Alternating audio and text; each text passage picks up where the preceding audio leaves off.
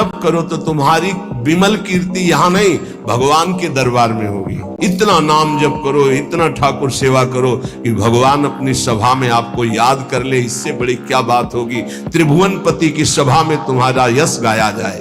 आप अगर गुरु शरणागत है तो काम क्रोध आपके अंदर स्फुरित होंगे, परास्त नहीं कर सकते। चिंगारी की तरह स्फुरित होंगे, ज्वाला की तरह नहीं। पक्का समझ लो। दो बातें हैं यदि तुम काम क्रोध से परास्त हो जाते हो। पहला, आप गुरु आज्ञा का उल्लंघन करके कोई गंदी बात देख रहे हो, कोई गंदी बात कर रहे हो, कोई गंदी बात करने वाले लोगों का संग कर रहे हो। अगर ये नहीं तो फिर तुम काम विजयी होने का अहंकार कर रहे हो। जहां कामादि दोषावे मंजीरा उठाओ, राधा राधा राधा एक मत सुनो मन की, देख लो अभी साफ हो जाएगा गंदगी जो आई थी। जब तुम्हें काम सतावे चतुरासी जी का गायन शुरू कर देना, गायन। और अगर ना चला जाए तो हमसे बताना, निज अनुभव की बातें हैं। काम क्रोध की झोंक आई तो कह रहे यार इस सह जाओ, भारी विक्षेप है, थोड़ी देर के लिए है, विचलित मत होना। विचलित वही होगा जो काम की खुराक रखे हुए है। खुराक क्या है? मोबाइल खोला, गंदी बात देख ली, या कोई अपने हाथ से गंदी क्रिया कर ली, या गंदे जनों का संग कर लिया। इससे क्या होगा? आप झोंक नहीं सह पाएंगे विकार की। पहला दिमाग में धन रहता है, दूसरा दिमाग में भोग रहता है, और जो इनको थोड़ा दबा पाया भजन से तो तीसरा दिमाग में रहता है कि हमारे यहां नाम हो जाए, लोग याद रखे। किसको लोग याद रखते हैं? भगवान को याद नहीं करते, तुम्हें याद करेंगे। भगवान को नहीं याद करते, जिनके याद करने से कल्याण हो जाता है, तो तुम्हारे को कौन याद करे? बोले यार कुछ तो ऐसा हम कर जाएंगे। कितने का कर जाओगे? क्या कर जाओगे? अरे जिन्होंने अनंत ब्रह्मांड बना दिए उनका नाम नहीं ले रहा, तो तुम एक दो महल बना दोगे, एक दो पौशाला और अस्पताल खोल दोगे, तुम्हारा नाम चलेगा? श्री कृष्ण ने अनंत ब्रह्मांड बनाए, सब थोड़ी नाम जप कर रहे हैं उनका। तुम्हारा कौन नाम जप करेगा कि भाई बहुत। इन तीन में सोना बंद कर दो, ललित किशोरी जी कह रहे। ये जो धन की लालसा, अरे बोले तुम तो बाबा जी हो, तुम्हारा चल जाएगा, हमारा गृहस्थी में बहुत जरूरतें हैं। धर्म पूर्वक कर्तव्य कर्म करो, उससे जो मिल रहा है संतोष धारण करते हुए अपनी स्थिति के अनुसार ब्याह बरादी जितने कार्य है सबका होता है सृष्टि में। आज दुख पाया जा रहा है अपनी स्थिति से हटकर करने पर। आज दुख पाया जा रहा है केवल प्रशंसा के लिए करने पर। अगर आपकी स्थिति गरीबी की है तो आप किसी गरीब वर्ग को ढूंढेगा, आपकी पुत्री सुखी रहेगी। ये भ्रम छोड़ दो कि थोड़ा हमसे बड़ा धनी हो, बहुत हानि हो जाएगी।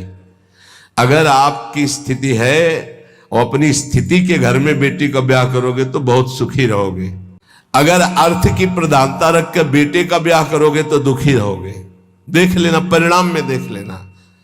इसीलिए धन के लिए तुम इतना व्याकुल मत हो, कर्तव्य कर्म करो, जैसी परिस्थिति उसके अनुसार चलो। भोग के लिए इतना व्याकुल न रहो। जो धर्म पूर्वक पाणी ग्रहण किया है, भगवान की पूजा की भावना रखकर उसका, तो आप उससे मुक्त हो जाएंगे।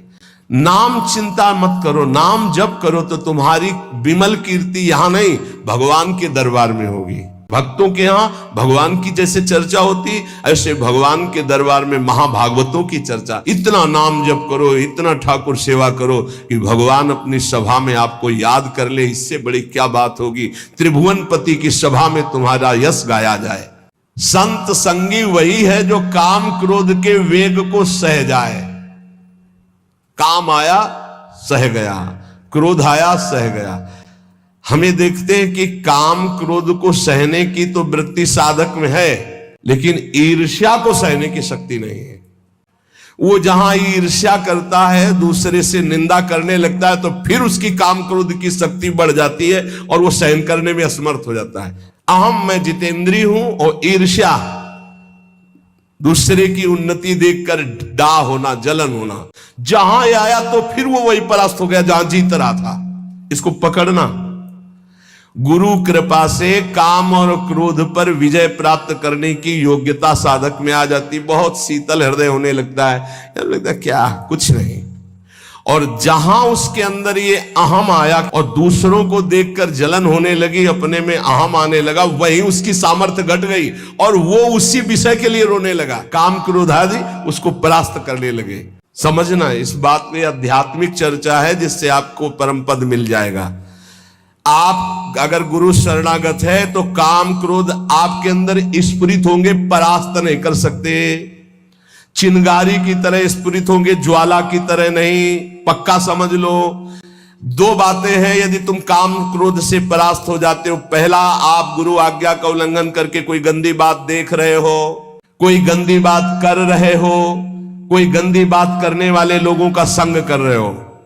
अगर ये नहीं तो फिर तुम काम विजयी होने का अहंकार कर रहे हो। अन्यथा स्फुरणा होती है और शांत हो जाती है। उसी मार्ग से चले हुए अनुभव की ये बात है। हम किसी की दूसरी तर्क वाली बात नहीं मान सकते, छाती की बात मानते। ऐसे स्फुरण होता है और शांत हो जाता है, क्योंकि उसके लिए कोई चारा नहीं है। धीरे धीरे स्फुरण भी बहुत कम होने लगता है।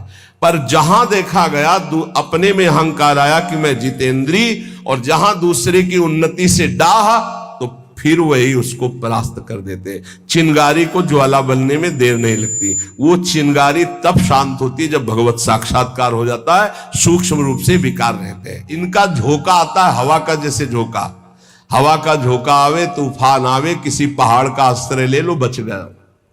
छोटे मोटे पेड़ आदि का आश्रय मत लेना, नहीं टूट के गिर जाएंगे आपके ऊपर, वही मार देंगे। क्या करना है? पहाड़ का आश्रय। पहाड़ कौन है? भगवान के प्रेमी महाभागवत जनों के वचन, या भगवान नाम, या भगवत लीला गुण कीर्तन। जहां कामादि दोष आवे, मजीरा उठाओ, राधा राधा राधा एक मत सुनो मन की, देख लो अभी साफ हो जाएगा गंदगी जो आई थी। या कोई संत के उपदेश सुनने लगो, या भगवान की लीला गायन करने लगो। प्रियालाल के चले जोई जोई प्यारो करे शुरू करो, और आज वह देखियो तो प्यारी, चले जाओ वहां तक 84 पद